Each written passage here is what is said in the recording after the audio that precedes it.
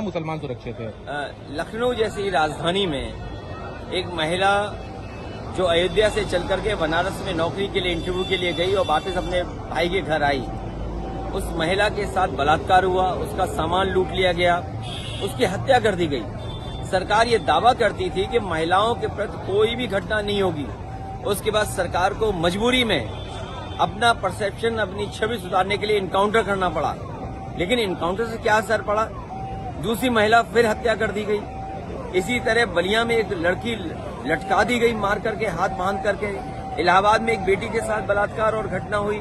कौन सा जिला नहीं है जहां पर इस तरह की घटनाएं न हो रही हैं? और फिर उन्हीं के सहयोगी दल के विधायक ये कहते हो कि भ्रष्टाचार पुलिस का है, थाने में लूटा जा रहा है, बेईमानी हो रही है। न केवल बस्ती का विधायक कह रहा है ये बात, आगरा के विधायक ये बात कह रहे हैं, और गाजियाबाद का जो विधायक है उसने तो यहां तक कहा कि जिस तरीके से अधिकारी लूट रहे हैं और अधिकारियों को वो चुनौती देते हैं कि अगर उन्हें गोली मारनी है, अगर दूध पिया हो तो उनके सीने पे गोली मार के दिखा दो, और एक विधायक उनकी कुर्सी छीनने के लिए तैयार है। तो ये जो सब कुछ हो रहा है, उस सब को छिपाने के लिए मुख्यमंत्री जी इसी तरह की भाषा बोलेंगे।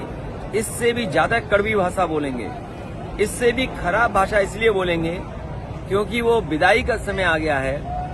इतने वर्षों में उन्होंने कुछ काम नहीं किया। 8 साल की कोई उपलब्धि बड़ी नहीं है। बेरोजगारी बढ़ गई, महंगाई बढ़ गई, भ्रष्टाचार बढ़ गया। इन्हें अपने खास अधिकारी को उसके खिलाफ कार्रवाई करनी पड़ी। और सोचिए कब कार्रवाई कर रहे हैं? 8 साल बाद। ये केवल एक अधिकारी नहीं है, ऐसे तमाम वो अधिकारी हैं जिन्होंने उत्तर प्रदेश को लूटा, क्योंकि भारतीय जनता पार्टी ने जनता को गुमराह किया, जनता को धोखा देकर सरकार बना ली।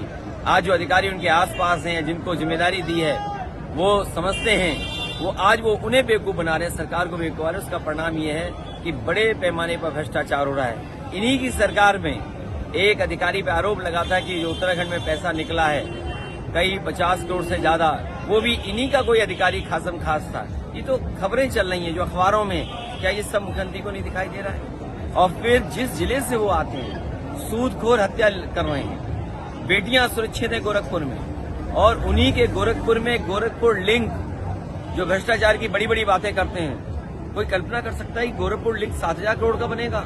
जो 2022 में शुरू होना था, आज 2025 हो गई, तब भी नहीं शुरू हो पाया।